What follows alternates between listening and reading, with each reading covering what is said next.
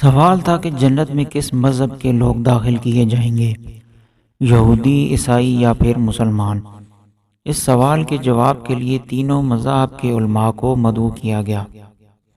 مسلمانوں کی طرف سے ایک بہت بڑے عالم امام محمد عبدہ،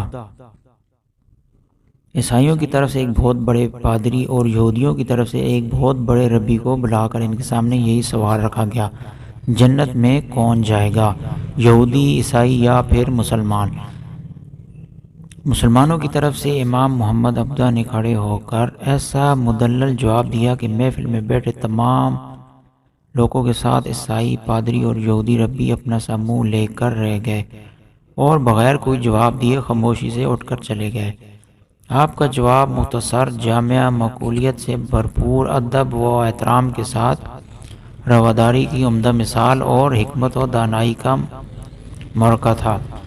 ان کے جواب نے سارے مسلمانوں کے ہونٹوں پر مسکراہٹ بکھیر دی اور یہ باب ہمیشہ کے لیے بند ہو گیا۔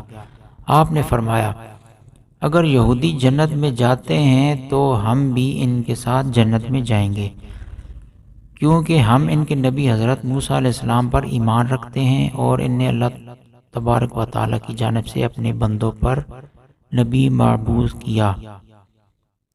اگر عیسائی جنت میں گئے تو ہم بھی ان کے ساتھ جنت میں جائیں گے، کیونکہ ہم حضرت عیسیٰ علیہ السلام پر بھی ایمان رکھتے ہیں۔ اللہ تعالیٰ نے انہیں اپنی مخلوق کی رہبری اور ہدایت کے لیے نبی مبعوث کیا۔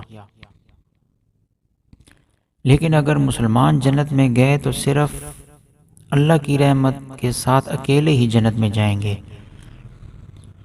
کیونکہ ہمارے ساتھ کوئی یہودی اور عیسائی نہیں جائے گا، کیونکہ انہوں نے ہمارے نبی اکرم صلی اللہ تعالیٰ علیہ وسلم کو نہیں مانا اور نہ ہی ان پر ایمان لائے۔